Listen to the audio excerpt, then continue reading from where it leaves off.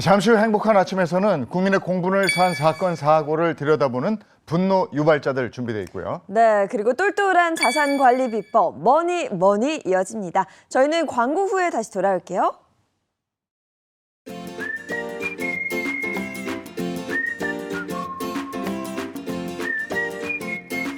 안녕하십니까. 행복한 아침 이재용입니다. 안녕하세요, 정예인입니다. 오늘은 6월 18일 화요일이고요.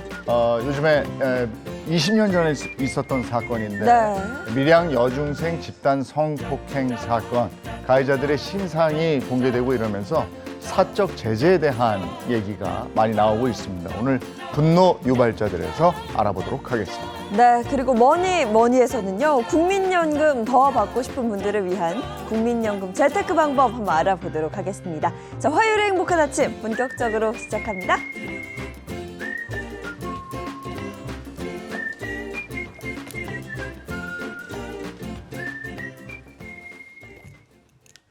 화제 이슈를 발빠르게 전해드리는 모닝 브리핑부터 시작하겠습니다. 이고은 변호사와 함께합니다. 어서 오세요. 안녕하세요. 첫 번째 이슈부터 전해주시죠. 네, 어제부터입니다. 이 서울의대 산하 4개 병원에 이 교수들이 무기한 휴진에 돌입한 가운데 오늘부터 의료계 전면 휴진이 예고되어 있는 상황입니다. 서울대 의대 이 비대위 측은요, 전체 교수 1000명 중에 약 55%가 참여함에 따라서 수술실 가동률 이 34% 정도로 떨어지고 진료 같은 경우에는 40%가량 떨어질 것으로 전망을 하고 있습니다. 네, 의료 파업에 이어서 전면 휴진까지 이어진다면 정말 환자들이 벼랑 끝으로 몰리는 게 아닌가, 이게 정말 걱정이거든요. 그렇습니다. 이 대한의사협회가 주도하고 있는 오늘은요, 이 대학병원의 참여가 크게 늘어날 것으로 예상되고 있습니다. 의사협회는 지난 16일 의대 증원 재논의를 포함해서 최후 통첩 성격의 조건을 이 정부에 공개 요구했지만 정부에서는 조건 없이 일단 휴진부터 중단하라라고 즉각 거부한 바 있습니다. 비대위 투쟁위원장은 정부가 끝까지 들어주지 않는다면 휴진을 철회하고 항복선언을 해야겠지만 이후의 의료 붕괴의 책임은 분명히 정부에게 있다라고 강조하기도 했습니다. 근데 의사들의 이런 집단 휴진에 병원 노동자들이 반발하고 있다면서요? 네, 그렇습니다. 한국노총 이 전국의료산업 노동조합 연맹은요, 어제 오전 기자회견을 열었습니다. 기자회견에서 이 집단 휴진이 환자들의 생명을 위협할 뿐만 아니라 이 병원 관련한 노동자들의 고용 불안까지 초래한다라면서 반발을 했는데요. 이들은 전공의 집단 행동 후에 4개월째 이 병원 노동자들은 업무 공백을 최소화하기 위해서 힘겹게 버티고 있다라면서 이런 의사 집단의 행태에 분노를 금할 수 없다라고 밝히기도 했습니다. 그러면서 의사들의 집단 휴진은 병원 노동자에게는 업무 과중을 가져올 뿐만 아니라 이 환자 생명을 위협하고 있다라고 분노를 표하기도 했습니다. 네, 그런가 하면 경찰이 현재 의사들의 리베이트 사건을 조사 중에 있는데요. 이를 두고 정부의 보복 공격, 이런 취지의 글이 올라오기도 했다고요? 네, 그렇습니다. 경찰은 이 고려제약으로부터 리베이트 명목으로 금품 등을 제공받은 의사를 1000명 이상에 이른다라고 보고 수사를 진행하고 있는데요. 현재 이 제약사와 개별 의사 등을 상대로 대규모 수사를 진행하고 있습니다. 의사들은 각각 적게는 수백만 원에서 많게는 수천만 원대에 달하는 금품과 접대를 이 해당 제약사에게 받은 것으로 파악하고 있는데요. 이 수사가 혹시 최근에 일어난 의사들의 이 집단 휴진 등 이 집단 행동에 대한 보복성이 아니냐라는 글에 대해서 경찰은 예전부터 계속 수사해오던 사안이며 이 의사들의 집단 행동과는 무관하다라고 선을 그었습니다. 이 고려제약 리베이트 사건 같은 경우에는 국민권익위에게 이 공익신고가 접수되면서 알려졌고요. 권익위에서 이 경찰 수사로 이어진 그런 사건입니다. 제약사 리베이트 이거 받고 이런 범죄잖아요. 네. 근데 범죄가 있으면 수사하는 건데 이걸 무슨 또 보복 공격이라고 그러고 그다음에 무기한 휴진까지 왔습니다. 이 환자들은 울고 있습니다.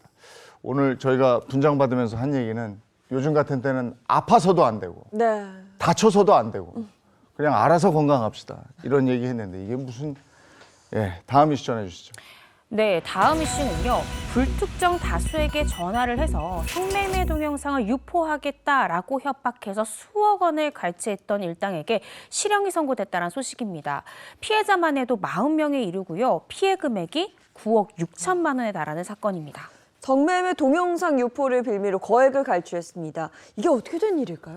네, 이게 보이스피싱 조직이었는데요. 중국에 사무실을 둔 이 보이스피싱 조직은 성매매업소에서 보관하던 이 이용객들의 개인정보를 바탕으로 본건 범행을 했습니다. 예전에 이용했던 마사지업소 사장인데 사실 방마다 소형 카메라를 설치해서 당신이 성매매하는 장면을 그대로 촬영했다.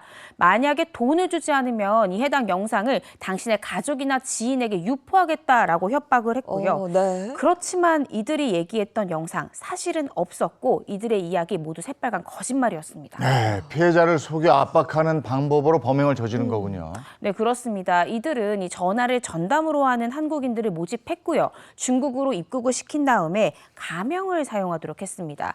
그 외에도 몇 가지 행동 강령이 있었는데 이 평일에 술을 먹지 않기, 또 숙소에 사람 데려오지 않기, 신용카드나 위챗페이로 결제하지 말고 현찰 쓰기 등의 행동 강령을 만들어서 경찰과 공안의 수사를 그간 피해왔던 것으로 전해졌습니다.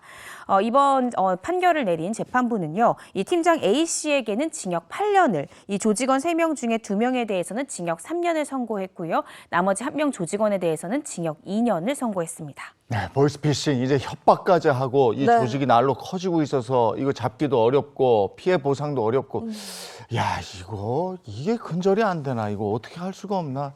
그런 생각이 드네요. 자, 다음 이슈 전해주시죠.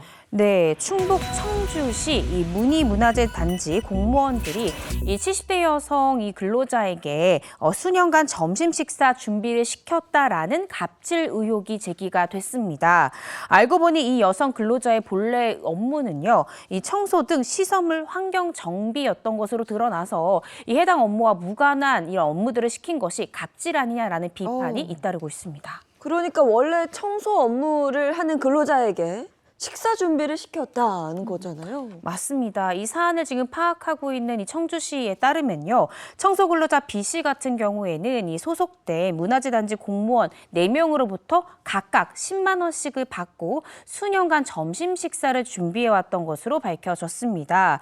B씨 이전에 근무했던 근로자들 같은 경우에도 역시 동일한 방식으로 이 해당 공무원들을 위해서 점심 식사를 준비해왔던 것으로 그렇게 밝혀지기도 했는데요. 공무원들의 입장은 주변에 식당도 별로 없고 배달을 시키기도 좀 딱히 그렇고 도시락 준비도 좀 힘들어서 이 근로자들에게 그렇게 요구해왔다라고 주장한 것으로 전해지고 있습니다. 그러니까 쭉 일해왔다 이거잖아요. 네. 그러니까 관행이다. 뭐 이렇게 되는 건데 이게 위력이나 강압에 의해서 이렇게 식사를 제공했느냐. 네. 이게 이제 관건이 되겠는데 이 부분이 갑질 의혹의 열쇠일 것 같은데 해당 근로자는 뭐라 그럽니까? 네, 말씀 주신 대로 해당 근로자의 입장이 제일 중요하겠죠. 이 청주시 문화재팀은 안 그래도 이 근로자 B씨를 소환해서 입장을 좀 청취를 했는데요. B씨 같은 경우에는 자체 조사 과정에서 식사를 준비하는 거에 대해서 불만 사항이나 불편함은 전혀 없었다라면서 이 부분에 대해서 공무원들이 요구하는 걸 내가 거부하거나 거부 의사를 밝힌 바도 전혀 없다라고 진술한 것으로 알려졌습니다. 따라서 이 시치에서는 이 부분을 갑질까지 보기는 좀 어렵다라고 판단을 하고 있는데요. 하지만 이 청주시청 홈페이지에는 이 청주시의 대응 방안에 대해서 비판하는 글들이 다수 올라왔습니다. 한 시민은요, 이 청소로 기간제 고용했으면 청소 업무만 시켜야 정당한 것이라면서 이게 왜 합의 사항이라 괜찮다는 거냐라고 지적하기도 했습니다. 이에 시 관계자는 앞으로 이러한 일이 다시는 발생하지 않도록 재발 방지 대책을 세우겠다라고 전했습니다. 그래서 이제 점심 먹으러 가는 곳이 멀다 그러니까 네. 그 청소하시는 분들도 같이 즐겁게 이제 차려서 기꺼이 식사를 하셨다면 별 문제는 없을 거는 같은데 이게 이제 강압에 의해서 안 하면 내가 소위 얘기해서 잘릴 것 같은 위기감 때문에 했다. 이러면 이제 문제가 있는 거죠. 네. 자, 다음 이슈 전해 주시죠. 네, 지옥철이라 불리면서 출근 시간 혼잡률이 최대 285%까지 치솟는 이 김포 골드라인의 지하철에서요. 20대 여성이 어지럼증을 호소하면서 쓰러지는 그런 사건이 발생했습니다. 뿐만 아니라 이 1호선 출근길 열차에서 쓰러진 승객이 한 간호사의 발빠른 대응으로 무사히 병원으로 이송됐다라는 소식입니다. 네, 출근길 지하철에서 여러 가지 일들이 있었습니다. 가장 먼저 김포 골드라인 소식 한번 들어볼까요? 네, 어제 오전 7시 48분쯤 이 고촌역에서 김포공항역으로 향하던 열차 안에서요. 20대 여성 승객이 어지러움증을 느껴서 하차하는 그런 사건이 발생했습니다. 잠시 후에 다리에 힘이 풀려서 바닥에 쓰러진 이 여성 승객, 운영사는 이 응급구조사를 현장에 투입해서 건강 상태를 확인한 뒤에 안정을 취하도록 조치했는데요.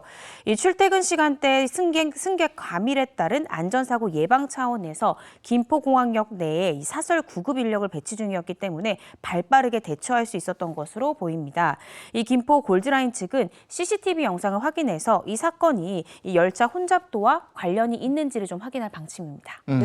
이어서 1호선 지하철 소식도 좀 전해주시죠. 네, 이 평택역에서 성안역을 향하던 1호선 전차 안에서 40, 50대로 보이는 남성 승객이요. 맥없이 뒤로 쓰러지는 그런 사건이 발생을 했습니다.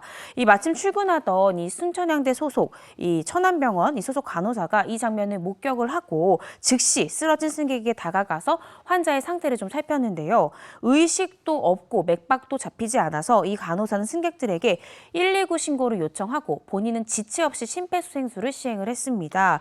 덕분에 남성은 의식과 호흡을 되찾았다고 하고요. 안정을 취한 남성은 다행히도 성안역에서 하차를 해서 대기하고 있던 119 구급 차량에 올라 이 병원에 이송됐다는 소식입니다. 아유, 큰일 날 뻔했는데 고마운 분의 도움이 있었군요. 네. 어쨌든 두 사건 다 큰 인명사고로 이어지지 않아서 그나마 다행이다 싶습니다. 오늘 모닝 브리핑 여기까지 하겠습니다. 이고은 변호사와 함께했습니다. 고맙습니다. 고맙습니다. 자, 이어서 날씨 한번 알아보겠습니다. 오늘도 굉장히 덥다고 들었거든요. 마지연 기상캐스터 나와주세요. 안녕하세요. 마지연입니다. 이번 주 내내 불볕더위가 기승입니다. 어제보다 오늘보다 내일이 더 더울 텐데요. 특히 내일은 서울 35도로 올 들어 가장 덥겠습니다. 네, 서해상에서 바다 안개가 유입됐습니다. 현재 서해안을 중심으로 안개가 짙게 껴있고요. 그 밖에 서쪽 지역에서도 시야가 답답하겠습니다. 오늘 고기압의 영향으로 전국이 맑겠습니다. 다만 오후부터는 동쪽 산간에 소나기가 내릴 텐데요. 양은 5에서 10mm로 많지 않겠습니다. 네, 오늘 오전 10시부터 폭염특보가 내려집니다. 경기 남부와 남부 내륙에 폭염주의보가 발효될 텐데요. 해당 지역에서는 최고 체감 온도가 33도를 넘겠습니다. 마지막으로 오늘 낮 기온 보겠습니다. 대부분 어제보다 기온이 올라서 더 더울 텐데요. 서울은 32도, 대구 34도가 예상됩니다. 네, 내일은 더위에 온열 질환자가 200명 이상 발생했습니다. 틈틈이 수분 섭취 잘해주시고요. 밝고 통풍이 잘 되는 옷 입어주시기 바랍니다. 날씨였습니다.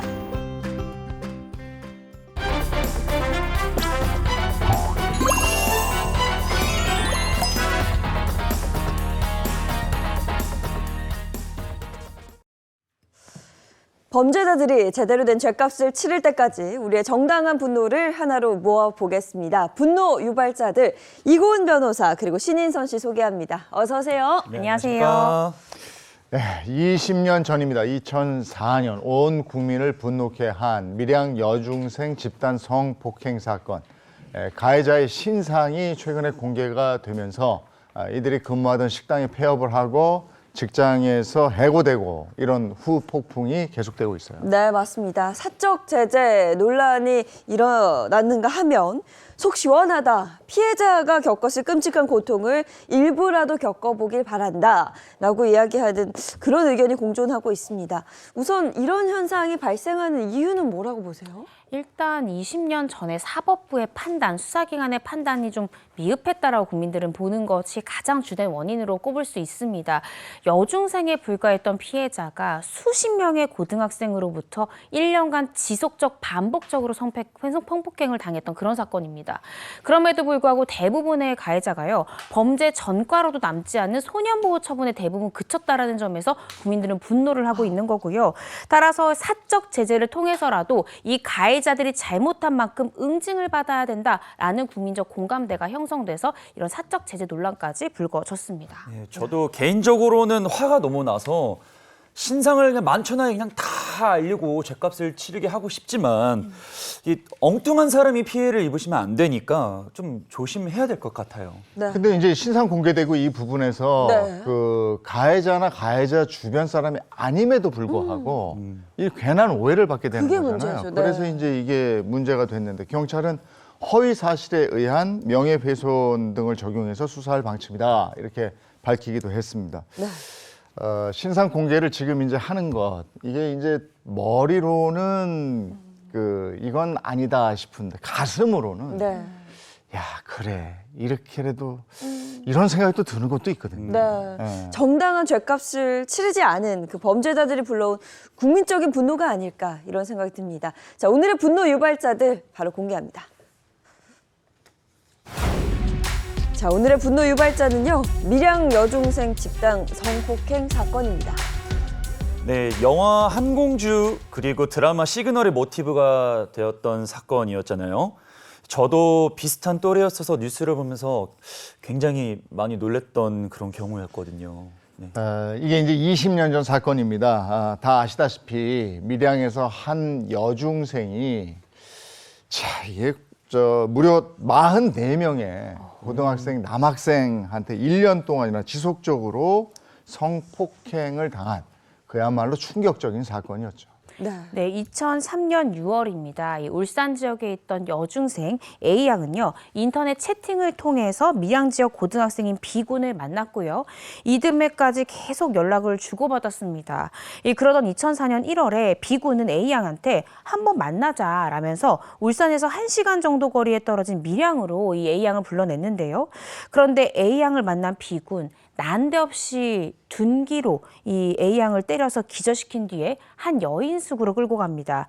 그곳에서 이 고교, 이 선후배 등 12명과 함께 끔찍한 집단 성폭행을 저질렀고요. 이후에도 한 번에 7명에서 10명씩 짝을 이뤄서 여관과 놀이터, 자취방, 이 테니스장 등으로 끌고 다니면서 유린했습니다. 일부 가해자는요, 이 성기구까지 사용하는 등 엽기적인 행동도 서슴지 않았습니다. A양은 이런 식으로 1년 동안 끔찍하게 집단 성폭행을 지속적으로 당했습니다. 고등학생이잖아요. 근데 어떻게 이렇게 끔찍한 일을 계획적으로 이렇게 저지를 수가 있죠? 근데 정말 중요한 건 1년 동안 주변에서 아무도 몰랐던 건가요? 그러니까요. 처음에 A양을 불러냈던 이 B군 같은 경우에는 이 밀양 지역에서 소위 우리가 소위 시쳇말로 일진이라고 부르는 금품을 갈취하고 이렇게 하는 고등학생 무리, 이 밀양 연합에 소속된 이 조직원이었다라고 합니다. 그래서 B군은 계속 이제 어떻게 A양을 압박했냐면 이 성관계하는 영상을 캠코더나 휴대폰으로 촬영을 한 거예요. 그리고 나서 이 피해자가 이걸 외부에 알릴 것 같은 그런 위기에 처할 경우에는 이 영상 네 주변에 다 뿌리겠다라면서 협박해서 이 A양의 입을 막았습니다. 네, 고등학생이 벌인 범행이다라고 생각하기에는 정말 너무나도 치밀하고 또 끔찍합니다. 1년을 지옥 속에 살면서도 피해자는 도움을 청할 곳조차 없었던 건데요. 피해 사실을 말할 수 없었다는 게 굉장히 고통스러웠겠다는 생각이 드는데 A양, 이 동생까지 피해를 입었다 그래요? 그러니까요. A양도 여중생이었잖아요. 근데 A양보다 더 어린 13살짜리 이 A양의 여동생, 그리고 이 창원에 있는 고종사촌 언니까지 밀양으로 이 가해자들이 유인해서 이 폭행하고 금반지와 돈을 빼앗기까지 했습니다. 당시 일부 언론 보도에서는 여동생이랄지 사촌 언니까지도 성폭행의 피해자다라고 보도됐지만 그건 아니고요. 금품을 갈취당한 피해자였습니다. 자, 이렇게 돼서 20년 후인 요즘 SNS를 통해서 이 가해자들의 신상이 공개되는 사적 제재가 이루어지고 있습니다. 네. 그런데 국민들은 여기에 대해서 야, 이거 이런 것까지 공개하면 어떡해가 아니고 그래 이렇게 돼 있어요. 네. 제가 아까 머리로는 이해를 못하겠지만 가슴으로 이해하는 국민들이 많다. 그 이유는 변호사님께서도 얘기했지만 그 당시에 처벌이 제대로 이루어지지 않다. 그러니까 국민들의 법 감정이 법이 국민들의 법 감정에 제대로 미치지 못했다. 이런 게 이제 저변에 깔려 있는 것 같은데 당시 어떤 처벌을 받은 겁니까? 결론적으로 말씀드리면요. 형사처벌을 받은 가해자 한 명도 없었습니다. 44명 중에서 일단 10명만 기소가 됐고요. 20명은 소년부로 송치가 됐습니다. 나머지는요. 공소권이 없다면서 기소조차 되지 않았는데요. 당시 법에 따르면 이 피해자와 합의하게 되면 아예 기소조차 불가능하기 때문에 이런 경우에는 공소권이 없다. 즉 기소할 수가 없는 불기소 처분을 받는 그런 가해자들도 있었습니다. 그런데 피해 사실이 확실하고요. 범행 장면을 녹화한 영상 명도 있었다면서요. 기소가 왜 안 돼요? 그러니까 이게 조금 좀 살펴봐야 되는 게요. 44명이 가담이 됐고 또 한 번은 7명에서 10명씩 사실은 이거는 일반 강간이 아니라 특수강간, 합동 강간이거든요. 네. 근데 당시 수사기관에서는 그렇게 특수강간이 될 경우에는 친고죄 적용이 되지 않아서 설사 피해자랑 합의를 하더라도 처벌할 수 있어요. 근데 가해자별로 마치 단독 강간인 것처럼 다 죄명을 자르고요. 그렇게 다 자르게 되면 단순 강간죄가 되니까 2004년 당시 법률에 따르면 피해자랑 합의하게 되면 공소권 없음 처벌을 받거든요. 네. 그래서 이 죄명 적용부터 좀 가해자를 굉장히 배려하고 가해자를 위한 법 적용이었다는 생각이 듭니다. 그래서 일부 피해자와 합의한 경우에는 공소권 없음 처분을 받았던 것이 주요한 부분이고요. 또 한 가지는 사실 피해자가 1년간 너무나 지속적 반복적으로 수많은 가해자에게 맞고 성폭행 피해를 입었잖아요. 그러다 보니까 정확히 2003년 11월 2일인지 11월 6일인지 이렇게 범행 일시든지 아니면 가해자 A가 나를 어떻게 했고 가해자 B는 나의 팔을 잡았고 이렇게 행위태양 자체를 너무 여러 번, 너무 여러 사람한테 겪다 보니까 제대로 특정할 수가 없었습니다. 그런데 검사가 기소를 하려면 뭐 2003년 11월 2일 가해자 A는 뭐 피해자에게 어떻게 하고 가해자 B는 어떻게 하고 정확한 행위가 기재되어야 기소를 할 수가 있거든요. 네. 근데 피해자 진술에 있어서 약간 특정할 수 있는 부분이 좀 부족했기 때문에 이런 모든 것들이 합쳐져서 우리에게 좀 아쉬운 판단이 나오지 않았나라는 생각이 듭니다. 정말 끔찍한 고통의 시간 1년입니다. 결국 1년 동안 그 누구에게도 범행 사실을 알리지 못하고 그 범행이 계속 이어졌다는 건데 이게 어떻게 알려지게 됐을까요? A양이요, 우연히 이모에게 이 고통을 털어놓게 됩니다. 그래서 이모가 이 A양의 어머니에게 알리면서 수사가 시작되게 되었는데요. 그런데 당시 경찰의 수사 과정에도요, 문제가 참 많았습니다.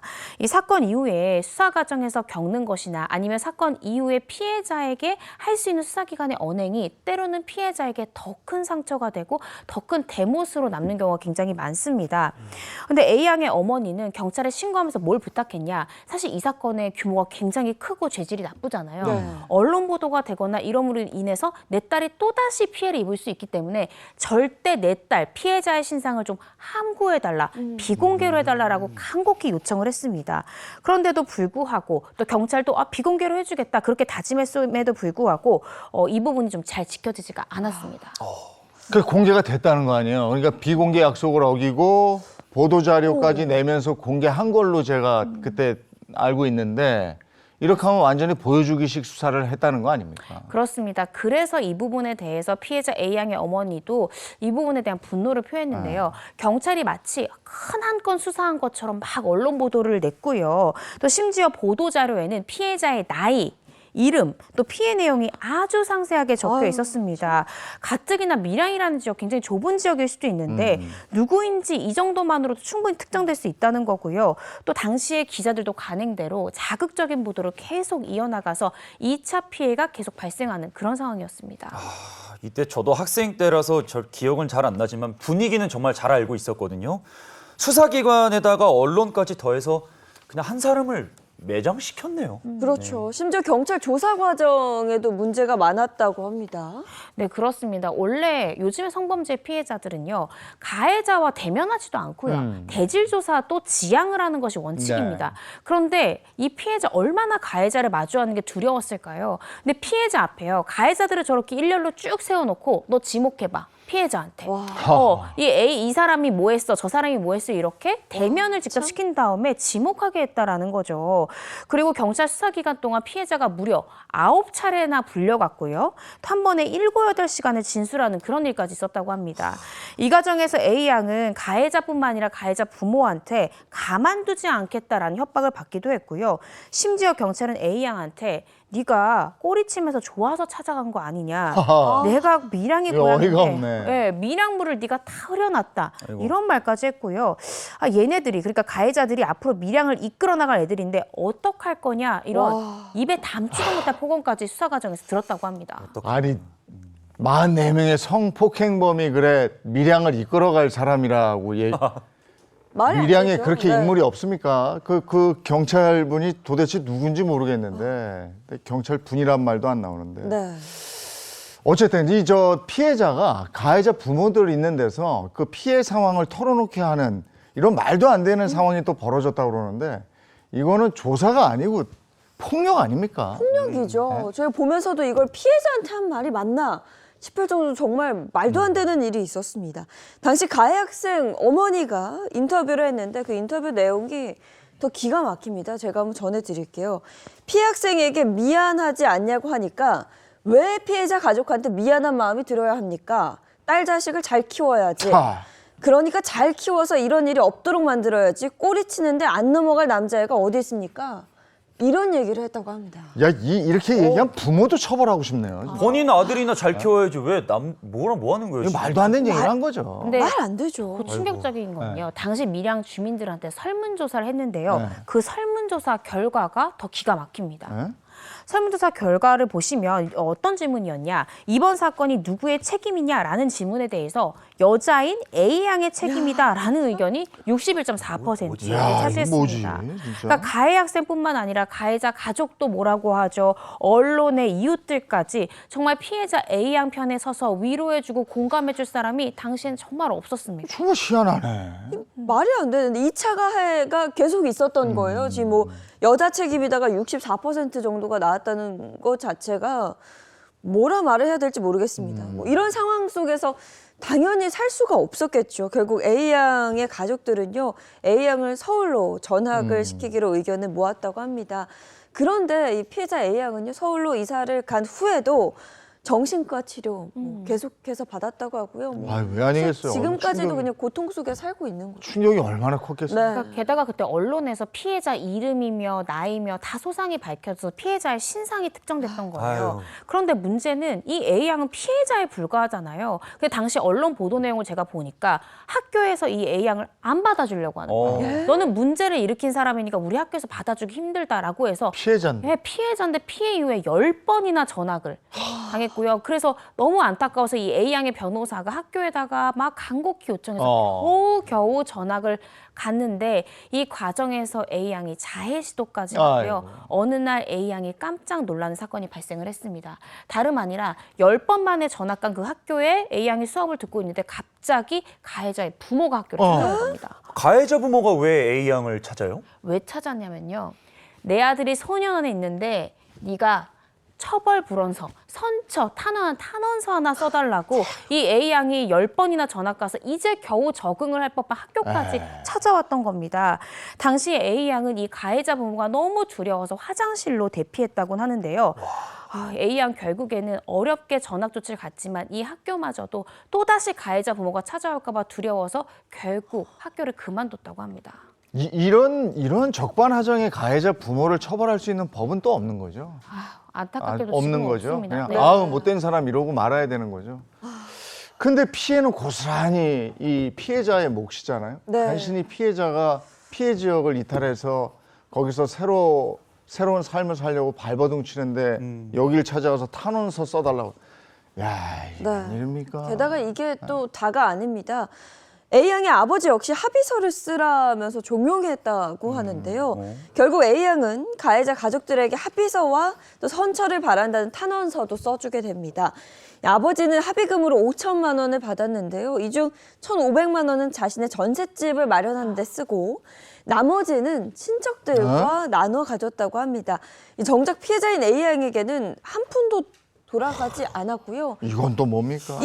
지금 뭐 선처를 바란다는 탄원서 합의서를 쓰는 이 피해자의 마음이 어땠을지 아유. 감히 상상조차 할 수 없습니다. 이렇게 합의를 해주면 가해자들은 상대적으로 또 가벼운 벌을 받을 거 아닙니까? 그렇습니다. 사실 사건에서 형량을 결정하는 가장 중요한 감형 요소 중에 하나가 바로 피해자와 합의를 이뤘냐, 또 피해자가 선처를 탄원하냐라는 점이 되게 중요한 요소인데요. 아마도 이 피해자가 선처를 호소하는 탄원서 또 합의서를 써줬기 때문에 이 가해 학생 형량에는 굉장히 유리하게 작용됐을 것이라고 판단이 듭니다. 네, 뭐 결국 피해자는 학업도 제대로 끝내지 못했고요. 안정적인 직장을 얻는데도 큰 어려움을 겪은 걸로 알려져 있습니다. 근데 또 여기서 사실 많은 대다수의 국민들이 분노했던 포인트가요. 가해자로 공개된 사람들의 삶이 생각보다 너무나도 호화로웠던 그래요? 거죠. 네. 네, 일부 SNS에서는요, 이 가해자로 지목되는 인물들의 신상이 공개됐는데 반성 없이 호의호식하며 막 외제차를 타면서 굉장히 잘 살고 있는 일상이 공개되면서 여론은 들끓고 있습니다. 네. 이 지난 1일입니다. 이 밀양 성폭행 사건의 주동자, 넌 내가 못 찾을 줄 알았나 봐 라는 제목의 영상이 그 폭로의 시작이었는데요. 가해자로 지목된 C씨는 SNS에서 심지어 자기 딸에게 이렇게 남깁니다. 딸 인생의 걸림돌은 내가 모두 없애주겠다. 가장 믿음직한 아빠가 될 것이다 라면서 애틋한 부성애를 자랑하는 모습까지 SNS를 통해서 공개를 했습니다. 애초에 남의 귀한 딸분은 그렇게 범죄를 저질러 놓고 자기 딸은 걸림돌 없어지겠다고 말하면은 앞뒤가 안 맞는 거 아닙니까? 분노가 좀 많이 오네요. 근데 나는 이 앞에 얘기를 쭉 들으면서 더 화가 났던 게 이미 피해자는 20년 전에 네. 신상이 이게 공개가 돼버린 거예요. 그쵸. 네. 거의 그거예요. 근데 네. 가해자는 그때 아예 뭐 처벌도 제대로 안 받고 그냥 신상도 그대로 누군지도 모르고 이랬다는 거잖아요. 네. 그러니까 이걸 이제 파고 든 거예요. 이 SNS에 이번에 신상 공개한 사람이. 네. 그래가지고 피해자 근데 피해자 동의를 얻었다고 얘기를 했는데 그건 또 사실이 아니라고 밝혀졌잖아요. 네. 그러면서 영상을 삭제하고 이랬다면서요? 네, 맞습니다. 피해자 지원 단체인 한국성폭력 상담소는 보도 자료를 내고 피해자 측은 해당 채널이 밀양 집단 성폭행 사건에 대해 첫 영상을 게시하기 전까지 전혀 모르고 있었고 사전 동의를 질문받은 바도 없다고 밝히면서 피해자의 일상 회복이나 의사 존중과 거리가 먼 일방적 영상 게재와 조회수 경주에 우려를 표한다라고 전하기도 했습니다. 네, 근데 이 크리에이터가 영상을 삭제하고 계정까지 폐쇄를 한 다음에 하루 만에 다시 영상을 올렸다 하더라고요. 네. 이게 이제 오해가 있었다 이러면서 사과문을 게재했는데 그러면서도 폭로를 계속 이어가겠다 이렇게 얘기를 했고요. 다른 채널들까지 가세해서 현재 12명의 가해자 신상이 공개된 상황이고 지금 이렇습니다. 이 과정에서 피해자와의 통화 내역과 비공개 판결문을 공개했다던 한 크리에이터가 또 논란이 되고 이랬습니다. 네, 그렇습니다. 크리에이터 D씨 같은 경우에는요. 밀양 사건 피해자와 내가 직접 통화한 기록이 있다라면서 음성 변조도 되지 않는 이 통화 내용을 그대로 공개했고요. 심지어 비공개로 되어 있는 판결문 전문을 올리기도 했습니다. 이 부분에 대해서 사건의 피해자 가족이라고 주장하는 사람이 직접 온라인 커뮤니티에 글을 올리기도 했는데요. 이 D씨에게 영상 삭제를 요청했지만 받아들여지지 않았다라면서 자신이 준 자료를 사용하거나 공개하는 것은 우리는 원치 않는다라고 주장을 했습니다. 해당 글이 올라오자 이 크리에이터 D씨 사과했고요. 현재 해당 영상은 삭제된 상태입니다. 와, 이게 좀 너무 혼란스러운 게 뭐가 맞는지 잘 모르겠어요. 아무리 처벌 없이 잘 살고 있는 그런 가해자들을 보면은 또 이렇게 하고 싶기도 하고. 그런데 또 피해를 당한 피해 가족분들이 공개를 원치 않는다고 하니까 또 그렇게 해야 되고 하는데 좀 혼란스럽습니다. 네. 근데 어쨌든 피해자의 동의 없이 가해자의 신상을 올렸다? 이것도 어떻게 보면 또 2차 가해? 뭐 이렇게 되는 겁니까? 그렇습니다. 당시에도 말씀 주신 네. 대로 피해자는 원치 않았고 비공개 수사를 하기를 원했는데 원치 않음에도 불구하고 언론에 의해서 피해자의 신상이 폭로가 됐습니다. 네. 당시에도 피해자가 정말 괴로웠겠지만 20년이 지난 지금 또 가해자며 이 사건 내용이 세세히 뭐 유튜브나 여러 SNS를 통해서 공개가 되면서 피해자에 대한 정말 2차 가해다라고 여겨지는 현실인데요. 아무리 사적 제재고 아무리 많은 국민들이 이 가해자가 제대로 된 처벌을 받지 않아서 신상을 공개해야 된다라는 것이 국민적 공감대를 할지라도 피해자의 의사에 반한 신상 폭로가 과연 옳은 것인가 우리는 좀 지목을 해봐야 됩니다. 이에 대한 피해자의 입장이 최근 공개가 됐는데요. 함께 보시죠. 한국 성폭력 상담소를 통해 공개된 피해자의 입장입니다. 많은 분이 관심을 가져주시고 화내주시고 분노해주셔서 감사하다. 가끔 죽고 싶을 때도 있고 멍하니 누워있을 때도 있지만 이겨내도록 노력하겠다라고 하면서 경찰과 검찰에게 2차 가해를 겪는 또 다른 피해자가 2번 다시는 나오지 않기를 바란다고 전했습니다. 그리고 사적 제재에 대한 의견으로는 잘못된 정보와 알 수 없는 사람이 잘못 공개돼 2차 피해가 절대 생기지 않았으면 좋겠다고 전했는데요. 현재 피해자는 이 주거 환경과 사회적 네트워크, 심리적 그리고 육체적 건강도 불안정한 상황이라고 합니다. 이 가해자들의 신상 공개를 계속하고 있는 사람들이 뭐 잘했다는 건 아닙니다. 네. 이분들도 지금 이런 상황에서 절대 오버하시면 안 돼요. 뭐 이거 조회수 늘리려고 이용하셔도 안 되고 네. 이건 진짜 그러시면 안 됩니다. 근데 이 많은 국민들이 이 사람들 진짜 이런 걸 왜 공개해? 나쁜 사람들이야. 이렇게 하지 않습니다. 심지어는 옹호하는 분들도 있습니다.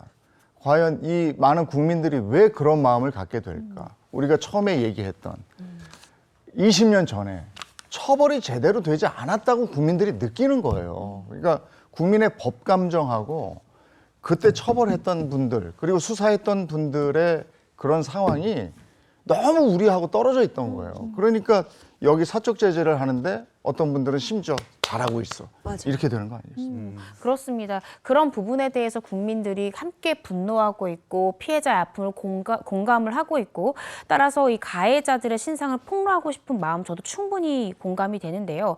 그렇지만 사실 뭐 피의자든 피고인의 신상 공개는요. 법률에 따라서 법원의 판단으로 해야 된다라는 점을 꼭 기억하셨으면 좋겠습니다. 이런 사적 제재가 몇 가지의 문제점을 좀 품고 있는데 첫 번째는 사실 이 유튜버나 뭐 일반인 같은 경우에 팩트 체크가 제대로 안 되잖아요. 그래서 이번 밀양 사건에도 주동자의 여자친구로 잘못 지목된 네일샵 사장님 같은 경우에 이것 때문에 큰 영업 피해를 입는 그런 네. 사건도 발생을 했고요. 맞아요. 두 번째는 사실 당시에 판결문이 비공개됐던 것은 피해자의 인권을 보호하기 위한 재판부의 배려였을 수 있습니다. 피해자는 이 피해를 겪고도 학업을 제대로 마치지도 못했잖아요. 그렇게 힘들게 삶을 이어오다가 또 다시 20년 만에 원치 않는 공개가 되고 또 원치 않게 자신의 뭐 이름이든지 사건 내용이 또다시 공개되면서 2차 가해가 될 수 있다는 점 저희가 잊어서는 안 되고요. 또 세 번째는 피해자가 그렇게 내려달라고 한국 성폭력 상담소를 통해서 그렇게 수차례 요구했는데도 계속해서 영상을 올리고 후원금을 받고 수익금을 올리는 것 과연 누구의 배를 불리기 위함인지 그 수익까지 철저히 차단해서 이 범죄 수익을 환수 조치까지 우리가 고민해봐야 되는 것이 아닌지 이런 세 가지 쟁점을 좀 생각해봐야 될 것 같습니다. 변호사님 말씀이 맞는데 지금까지 신상 공개된 사람들이 떵떵거리면서 그리고 또 뭐 대기업 공공기관에서 일하시고 비싼 차까지 모시면서 또 골프도 치러 다니시고 이런 모습을 보니까 그런 부분에서 저를 포함한 우리 국민 여러분이 다 이제 분노를 치밀어가지고 네. 감정이 상하신 것 같습니다. 이 밀양 사건이 2004년에 벌어졌거든요. 그런데 얼마 전 그 학생 시절 집단 성폭행에 가담했던 가해자가 초등학교 교사가 됐다는 소식이 또 알려지면서 큰 충격을 줬습니다. 지난 2010년에 대전에서 발생한 또 다른 집단 성폭행 사건이었습니다. 자, 한 온라인 커뮤니티에는 10여 년 전 대한민국을 떠들썩하게 만들었던 대전 지적장애인 여중생 집단 성폭행 사건 가해자의 지인이라는 소개와 함께 글이 하나 올라왔는데요. 글쓴이의 주장에 따르면 가해자 중 몇몇이 초등학교 교사, 소방관 등 공직에서 일하고 있다는 겁니다. 그러면서 그들이 학교에서 표창장을 받고 명문대에 입학했을 때도 침묵하고 또 대기업에 입사했을 때도 침묵했지만 강간범들이 소방관이나 초등교사가 된 것은 정말 참을 수 없었다면서 이 폭로의 이유를 밝히기도 했습니다. 성폭행을 저지른 사람이 초등 되게 문제가 많을 선생님이 텐데 되고 그거 다 덮고 한다는 게 좀 처벌을 많이 받았으면 좋겠어요. 자기 쾌락 추구하고 뭐 함부로 놀았는데 네. 초등학교 교사가 되고 소방관이 됐다. 이건 어떤 사건이었죠? 지난 2010년에 발생했던 사건이고요. 대전의 한 고등학교 학생 16명이 이 지적장애가 있는 여중생을 무려 한 달 동안 지속적으로 성폭행했던 사건입니다. 피해자는 지적장애 3급에 신체장애 4급이 있는 만 13세의 중학생이었는데요. 채팅으로 알게 된 한 고등학생, 이 남자 고등학생이 이 피해자의 지적 상태를 안 다음에 인적이 드문 곳으로 데려가서 성추행과 폭행을 했던 그런 일이 있었습니다. 근데 더 끔찍한 것은 그 후에 소문을 듣고 16명의 또 고등학생이 단체로 가서 한 달에 걸쳐서 이 피해자를 여러 차례 또 성폭행을 잇따라 했던 그런 사건이었습니다. 그런데 정말 충격적인 것이 이 여중생을 성폭행했던 가해자 이 씨 같은 경우에 말씀 주신 대로 초등학교 교사로 근무 중인 것으로 알려졌고요. 채팅 앱을 통해서 이 피해자를 깨어냈던 주범이 바로 이 초등학교 교사로 근무하던 가해자였습니다. 아, 그래요? 주범이. 네. 그 당시에 처벌은 없었나요? 당시에 이 미성년자 이 씨는요, 소년법 제2조에서 규정하는 소년이었습니다. 따라서 보호 처분을 받았는데요. 보호 처분을 받으면 형사전과로는 전혀 남지가 않습니다. 당시 1심 판결문에 따르면 피고인들의 부모와 피해자의 아버지 사이에 합의가 이루어졌다라면서 재판부는 피고인들은 원만한 학교 생활을 했고 또 교사들도 이 가해 학생에 대한 선처를 호소하고 있다라면서 보호 처분의 배경을 밝히기도 했습니다. 교사들이 선처를 호소했다. 호소했다. 당시에 그리고 당시 가해자가 다녔던 고등학교에서 애가 보호 처분을 받고 네. 왜 보호 처분을 받았으면 어떤 일이 일어났는지 다 알았을 텐데 교사들이 선처를 호소했고 교대 원서 써야 되잖아요. 그러니까요. 교대 원서 쓰도록 그냥 이렇게 교대 가서 좋은 선생님이 되거라 했다는 네. 거 아니에요? 가해자가 고등학생이었잖아요. 대입 입시를 앞뒀죠. 학교 측은 이 남고생이 어떤 끔찍한 일을 저질렀고 그로 인해서 정말 봉사활동까지 해야 되는 그런 상황이었다는 점을 다 잘 알면서도 대입 추천서를 써줬고요. 심지어 표창장을 써주기까지 했습니다. 결국 가해자는 지방 교대에 합격을 해서 잘 다녔고요. 2019년부터는 이 경기도의 한 초등학교에서 학생들을 가르치기도 했습니다. 네. 근데 이게 이때 지금 이게 교대 갔다는 거 보니까 이 학교에서는 공부 좀 한 거예요. 그러니까 공부 좀 한다고 또 얘 보호해야 된다고 그랬을 거 아니에요. 아, 네? 그런 것 같아요. 근데 학생과 학부모님들은 이런 사실을 모르고 네. 사실 아이를 믿고 맡겼을 텐데 다른 범죄도 아니고요. 성폭행을 저지른 사람이 초등학교 선생님을 한다? 정말 이해가 가지 않습니다. 범죄자가 그것도 네. 저 주동자가 초등학교 선생님이 된다. 이게 불안해서 이거 아이를 맡기겠나 이거죠. 맞습니다. 이 의혹이 불거지고 결국 이 교사는 분리 조치가 이루어졌고요. 계속해서 의혹을 부인하다가 파장이 커지니까 이 교사 이 씨 면직을 신청했고 학교도 이를 받아들였습니다. 네. 아니 근데 이게 진짜 밀양 사건도 그렇고 이것도 그렇고 성범죄 전과가 있는 그런 저 소년범에 대한 형사 처벌도 좀 강화되고 기록도 좀 남기고 이래야 될 것 같은데 이게 2004년에도 그랬고 지금 2010년 사건인데 이때도 그렇고 그런 게 없었던 거 아니에요. 이거 어떻게 해야 됩니까? 사실은 지금 이 두 사건 다 심각한 성범죄고요. 네. 성인이었다면 당연히 법정 구속이 될 만한 그럼요. 사건이었습니다. 근데 단순 소년이라고 해서 무조건 소년 재판부로 송치한다, 소년 보호 처분을 해서 형사 전과를 남지 않게 한다라기보다는 정말 아무리 소년이고 추범이라 할지라도 이런 극악한 범죄를 저지른 경우에는 형사 재판으로 회부하는, 즉 형사 전과로 남게 하는 조치를 검찰이든 이 법원에서도 좀 철저하게 해야 될 것 같습니다. 정의로운 세상이 뭘까요? 그 가해자를 보호해주고 피해자가 더 큰 피해를 받는 세상이 정의로운 세상은 결코 아닐 겁니다. 네. 자, 오늘 여기까지 하죠. 고맙습니다. 고맙습니다.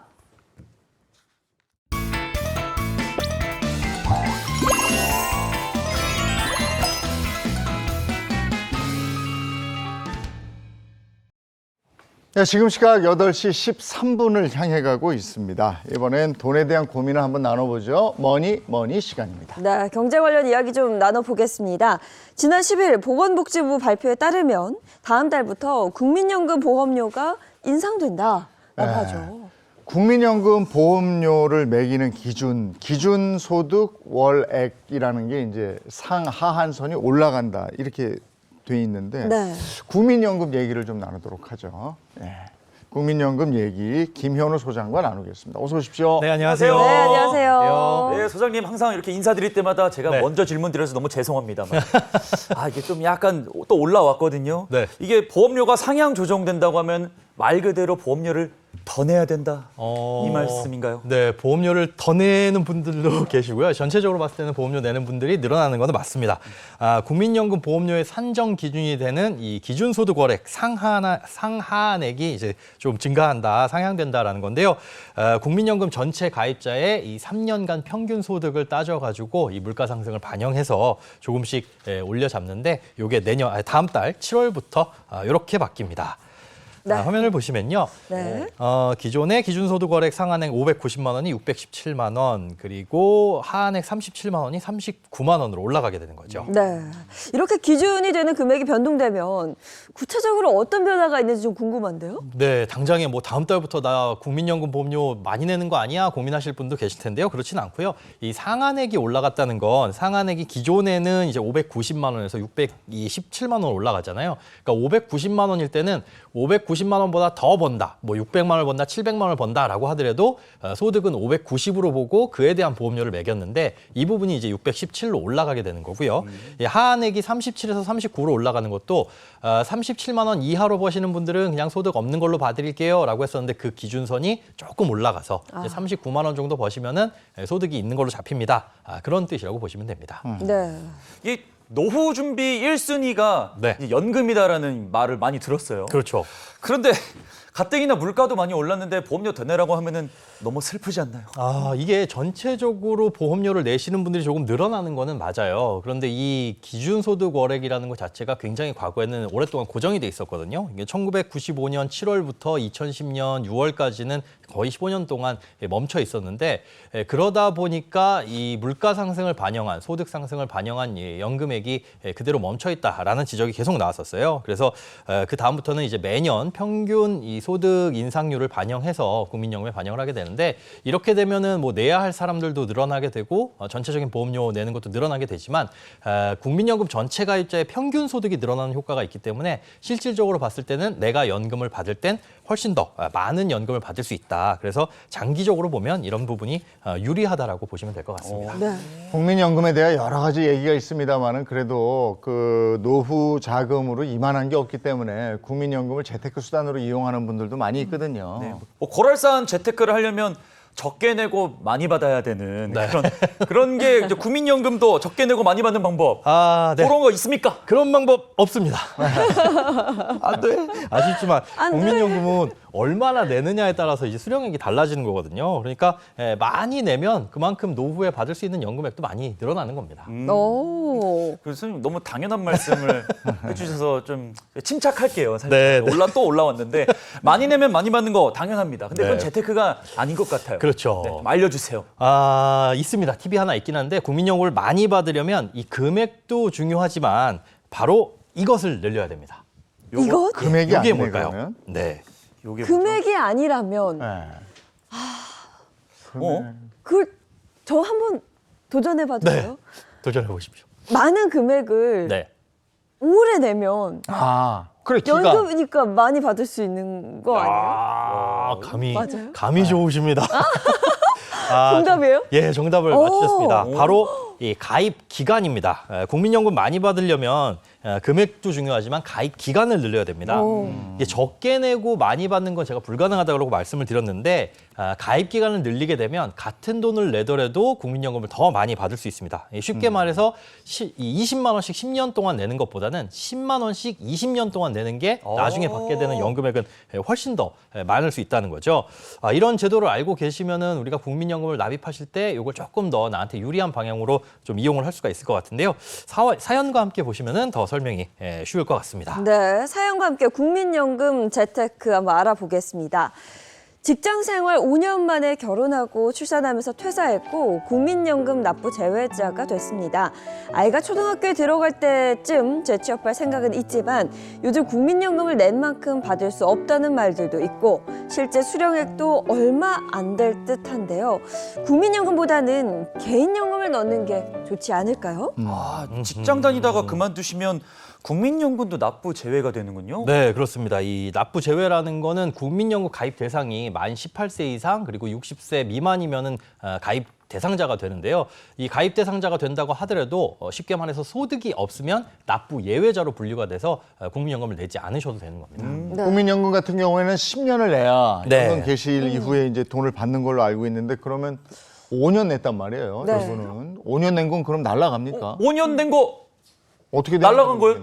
퉁치는 건가요? 그러면 안 되죠. 그러면 나라가 도둑놈이라는 소리가 될 텐데요. 아마도 이제 어떤 선택을 하셨을 걸로 보이는데 이렇게 10년을 못 채우고 이 중간에 납부 제외자가 됐을 때는 주로 이런 선택을 하시게 됩니다. 어떤 선택을 하게 될까요? 이거는 돌려받아야죠. 돌려받아야 그래 된다. 받아야죠. 이거 무조건 해줘야죠. 어. 삐져요.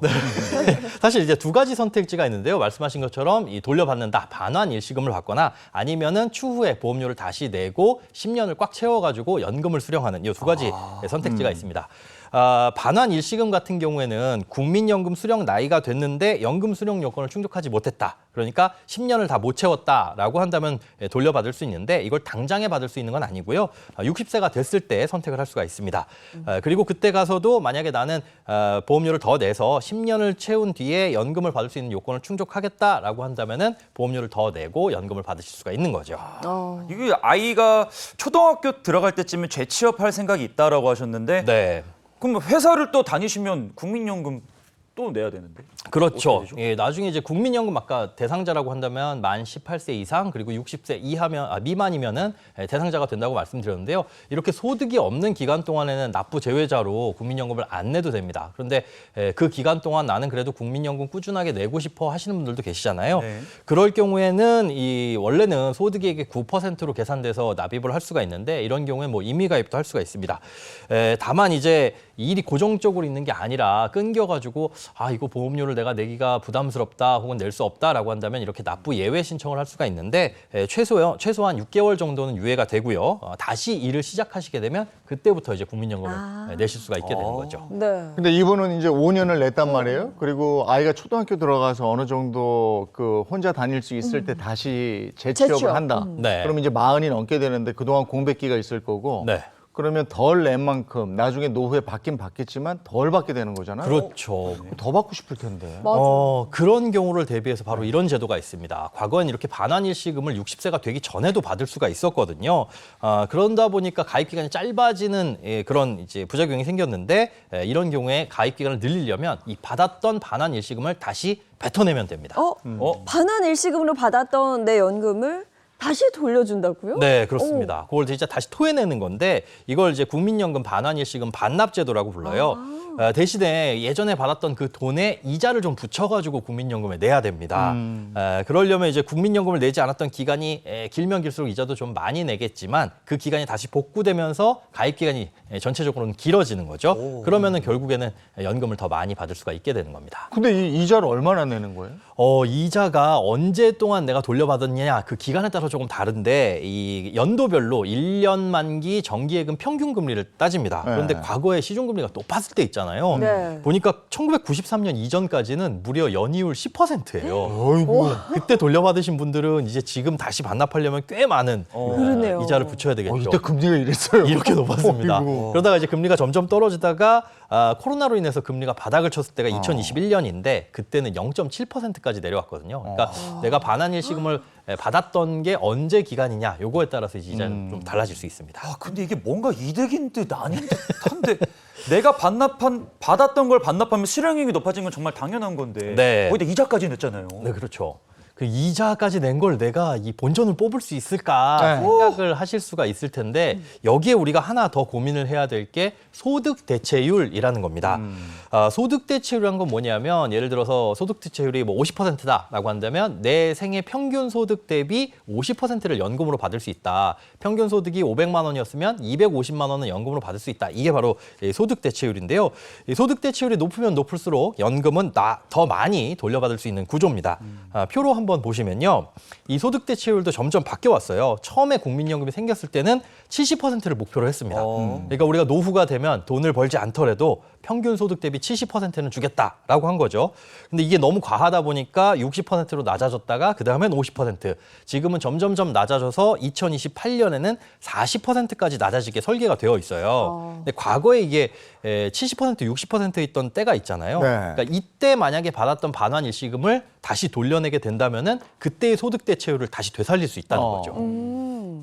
그러면 국민연금 가입했다가 네. 반환 일시금 받은 국민들은 누구나 다 반납을 하고 납부 재개를 할 수가 있는 거예요? 네, 지금 국민연금에 가입되어 있는 대상자다라고 한다면은 예전에 받았던 국민연금 반환 일시금을 한꺼번에 반납을 할 수가 있는데요. 이건 국민연금공단에 전화를 해보셔서 내가 대상자가 되는지 그리고 된다면 얼마의 돈을 이자를 얼마를 붙여서 반납을 해야 되는지 중요하죠. 네. 안내 받을 수가 있습니다. 여기 사연 주신 분은 네. 5년간 국민연금을 냈다고 했잖아요. 그러면은 그 금액이 좀 상당하거든요. 10만 원씩 냈다고 하더라도 5년 하면 곱하기 해서 600만 원 내셨어요. 거기에 이자까지 플러스하면 그렇죠. 좀 부담스러운. 한 번에 토해내야 되는 금액이니까. 그렇죠. 이거 네. 어떡합니까? 여기 이자 붙는데 막 1,000만 원 단위가 넘어가고 그러면은 아우 노후도 중요하지만 지금 내가 당장 먹고 사는 것도 힘들다라고 하실 수가 있는데 다행히 이렇게 반납 금액이 클 때는 최대 24개월까지 나눠낼 수 있습니다. 아. 쉽게 얘기해서 할부가 된다는 거죠. 오.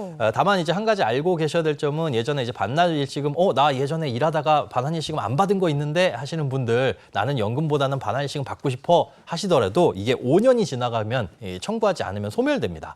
뭐 해외 이주한 사유가 아니라면 돌려받을 수 없으니까 이런 분들은 그냥 노후에 써야겠다라고 생각하시는 게 속 편하실 것 같네요.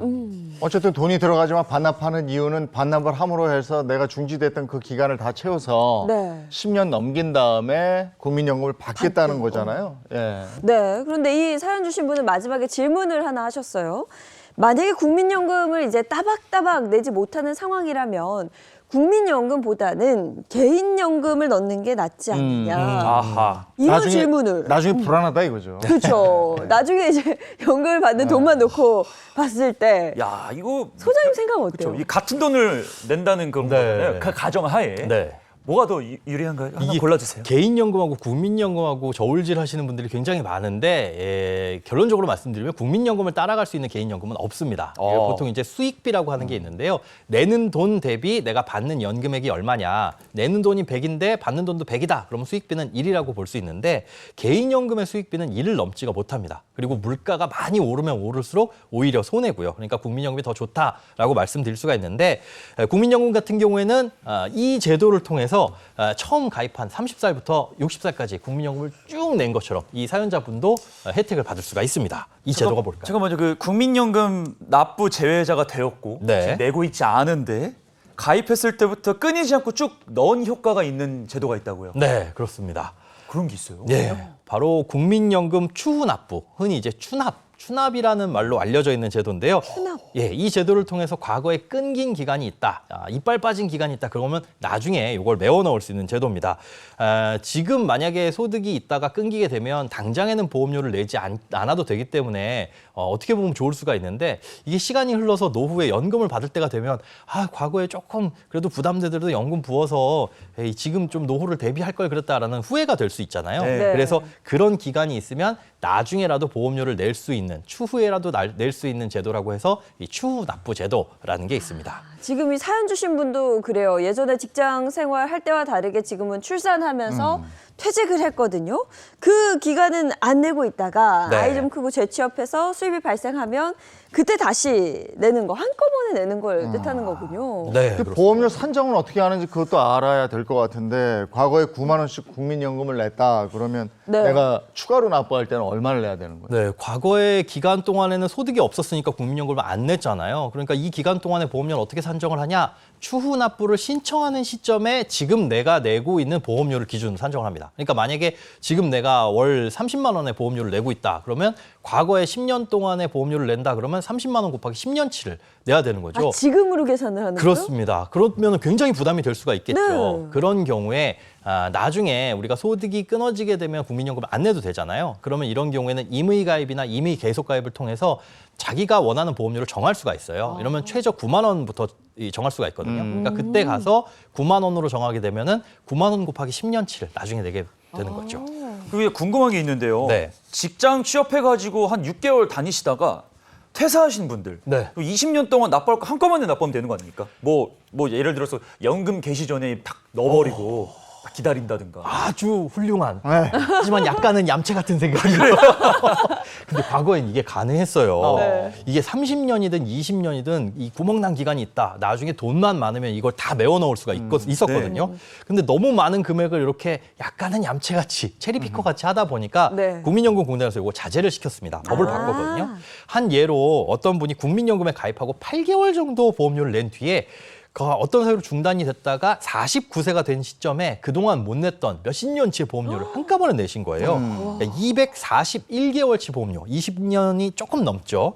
이때 보험료가 1억 원이 넘는 보험료를 한꺼번에 냈는데 이렇게 1억 원이 넘는 보험료를 한 번에 내면서 원래는 35만 원 정도 받을 수 있었던 연금을 한 달에 118만 원을 어이. 수령하게 됩니다. 이거 보니까 1억을 내고요. 평생 연금액이 80만 원 정도 늘어났어요. 그렇죠. 이게 또 물가 상승까지 반영하게 되니까 실질적으로 본전을 뽑는다라고 생각을 해봤을 때는 굉장히 효율이 높은 그런 이제 제도가 됐거든요. 그러다 보니까 원래 이 추후 납부라는 게 과거에 이제 소득이 없어가지고 못 내셨던 이 서민분들 그래도 나중에라도 낼 수 있게 해드릴게요.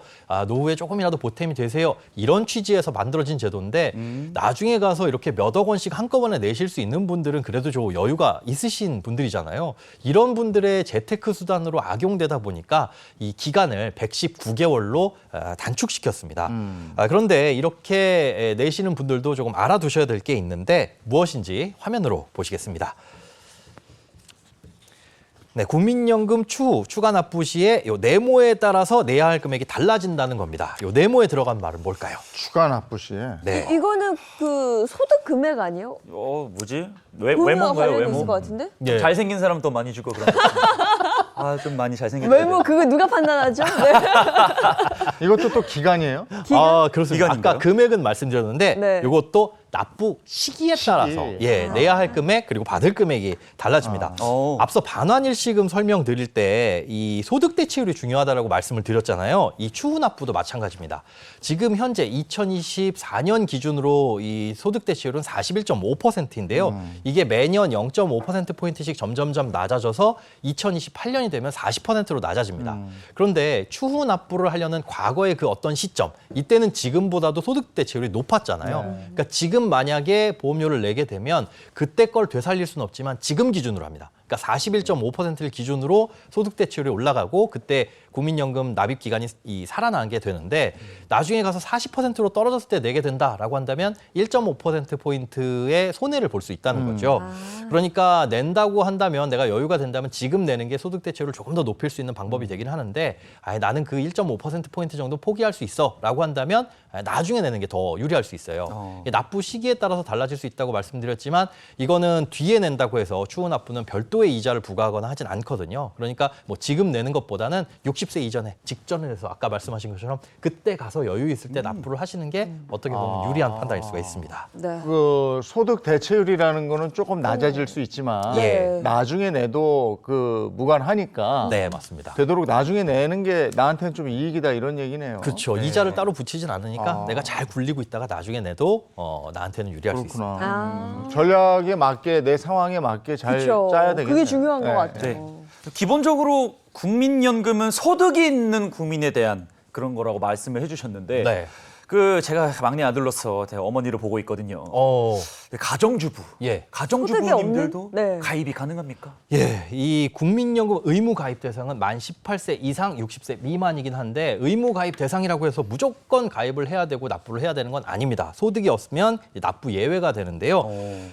그렇다고 하더라도 국민연금 나도 내고 싶어요. 소득이 없지만이라고 한다면 어머니의 국민연금을 내드릴 수 있습니다.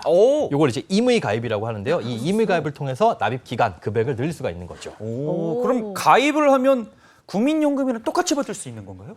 그렇죠. 이제 요건만 충족하시면 돼요. 국민연금은 10년 이상 납입을 해야 되기 때문에 어머님 내신 보험료가 뭐 10년 이상 된다 그러면 더 내시면 더 많이 받는 거고 충족이 안 됐으면 그 요건을 충족시켜 드리면은 이제 연금을 받으실 수 있게 만들어 드릴 수 있는 거죠. 네. 그럼 10년을 낼 수 없는 그 50세 넘은 주부 같은 경우에는 연금 방식으로는 받을 수 없다. 뭐 이렇게 보면 될까요? 국민연금 가입 나이가 60세 미만까지라고 했으니까 만약에 52세, 53세다라고 한다면 앞으로 10년을 못 채운데? 라고 하실 수 있잖아요. 네. 하지만 이럴 경우에도 임의 계속 가입이라고 해서 60세가 넘어가더라도 보험료를 낼 수 있는 그래서 65세가 됐을 때 연금을 받을 수 있는 제도가 있습니다.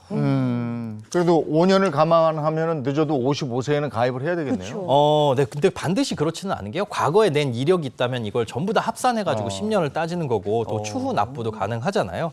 그러니까 이 사연자분 같은 경우에 과거에 이제 내신 기간이 있다. 그리고 55세다라고 한다면 임의 가입을 통해서 10년을 채울 수도 있고 임의 계속 가입을 통해서 10년을 채우거나 더 늘릴 수도 있는 거죠. 다만 이렇게 임의 가입이나 임의 계속 가입을 할 때는 요 분리를 좀 따져 보셔야 될 게 있는데 주부님들 같은 경우에는 이제 소득이 충분하지 않고 여윳돈이 많지 않기 때문에 내실 수 있는 돈이 좀 제한될 거예요. 그런데 이런 경우에 나중에 이제 부부 모두 국민연금을 받다가 한 분이 사망하시게 되면 본인이 낸 보험료에 대한 연금을 한 푼도 못 받는 경우가 생길 수 있습니다. 예를 들어서 이제 남편이 국민연금을 150만 원씩 수령하고 있고 아내가 월 9만 원씩 10년 동안 납부했을 때 아내가 받는 연금은 20만 원을 받을 수 있습니다. 그러니까 남편이 150, 아내가 20만 원의 연금을 받게 되는 경우를 가정을 해볼게요. 만약에 남편분이 먼저 돌아가시게 되면 150만 원의 60%인 유족연금을 아내분이 받는 게 유리하죠. 그런데 이렇게 60%의 유족연금을 받게 되면 본인이 10년 동안 납부한 연금은 구경도 못하고 사라지게 되는 겁니다. 아내분이 먼저 돌아가시게 될 경우에는 그 아내분의 연금의 30%인 이게 소액이니까 얼마 안 되니까 남편분이 받는 게 유리하긴 하겠지만은 이렇게 부부 모두 받게 되는데 연금 액수가 좀 차이가 크다라고 한다면 한쪽은 연금액을 좀 포기하는 게 유리한 경우가 생길 수도 있으니까요. 이런 것 좀 따져보시고 그렇다고 하더라도 국민연금은 가장 우리의 노후의 기본이 되는 거니까 가입을 네. 해두시는 게 뭐 좋을 것 같습니다. 네, 그러니까 상황에 따라서 말씀하신 것처럼 잘 생각을 하고 판단하는 게 중요할 텐데요. 국민연금 재테크에 성공한 사례가 있다고 해서 또 좀 알아봐야 될 것 같아요. 네, 사례를 하나 가져왔는데요. 이분은 약간 특수한 케이스이긴 합니다. 이분 같은 경우에 1998년까지 4년 7개월간 민간 기업체에 다니신 분이에요. 그런데 이 민간 기업체를 다니고 퇴직하시면서 국민연금 55개월치를 반환받으셨거든요. 그때 받으신 돈이 232만 원입니다. 그런데 그 이후에 2000년에 철도청 국가공무원으로 임용이 되셨는데 2005년에 철도청이 지금의 철도공사로 전환되면서 공무원에서 민간인 신분으로 다시 바뀌게 된 거예요. 근데 이런 경우는 억울하잖아요. 난 공무원으로 들어갔는데 네. 국민연금이냐 그랬더니 이때는 본인이 희망하면 공무원연금 기여금을 납부할 수 있도록 해줬습니다. 그러니까 공무원연금을 유지할 수 있도록 해준 거죠. 그래서 20년 동안 공무원연금을 납입하면 공무원연금을 받을 수 있는데 이때 국민연금도 임의가입할 수 있다라는 걸 알게 돼서 국민연금 임의가입도 같이 신청을 했습니다. 그래서 공무원연금과 국민연금 두 가지를 다 받을 수 있게 되신 거죠. 공무원연금 수령자도 국민연금 중복 가입이 가능한 건가요? 원래 직장 가입자는 안 됩니다. 그러니까 직장에 다니고 있으면은 직장에서 반, 내가 반 이렇게 보험료를 반반씩 나눠내게 되어 있는데 공무원연금 수급 대상자가 되니까 직장 가입자는 될 수가 없는 거죠. 그런데 본인이 희망하면 내가 그냥 회사에서 받는 반 없이 보험료 100%를 내가 다 내겠다라고 한다면은 이렇게 둘이 동시 가입도 가능합니다. 네, 이분의 경우에는 민간 기업에서 4년 7개월간 냈던 국민연금이 있었기 때문에 임의 가입을 하고 또 못 냈던 기간 추가 납부를 하면서 아예 뭐 입사부터 쭉 국민연금을 내왔던 걸로 이렇게 만든 거죠. 네, 그렇습니다. 야, 거기다 공무원연금까지 받게 됐으니까 좋네. 네. 저 같은 경우에는 32년 동안 지금 연금을 내고 있었는데 그러면 제법 받겠네요, 그죠? 네. 얼마 받는지 모르겠다. 그렇죠. 꽤 많이 두둑하게 그죠? 받으실 겁니다. 괜찮습니다. 네. 네. 오늘 여기까지 해야 되겠습니다. 네. 고맙습니다. 네, 고맙습니다. 네, 오늘 날씨 이어서 알아보겠습니다. 갈수록 더워진다고 하던데요. 마지원 기상캐스터 나와주세요. 안녕하세요. 마지연입니다. 나날이 바깥 공기가 뜨거워지고 있습니다. 이를 길을 가다 보면 저절로 그늘을 찾게 되는데요. 다행히 아직 습도가 많이 높지는 않아서 그늘 아래서는 시원함을 즐길 수 있겠습니다. 현재 서해안 부근에는 안개가 자욱합니다. 해안에 위치한 교량에서는 시야가 더 답답하겠고요.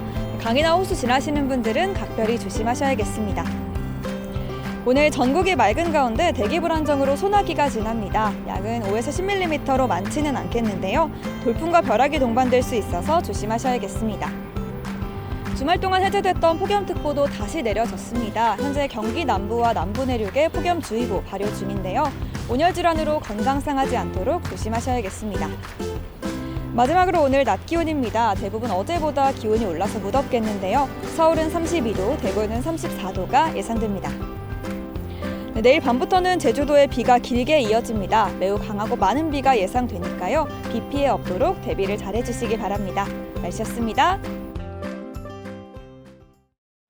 계속 이렇게 더우니까 네. 온열 질환 신경 쓰셔야 될 것 같아요. 네, 맞습니다. 절대 아프면 안 됩니다. 아프면 안 돼. 아프면 안 됩니다. 온열 질환 정말 주의하시고요. 건강 관리도 잘해주셔야겠습니다. 좋은 하루 보내시고요. 저희는 내일 아침 7시 30분에 다시 돌아올게요. 행복한 아침, 행복한 하루 되십시오. 고맙습니다. 고맙습니다.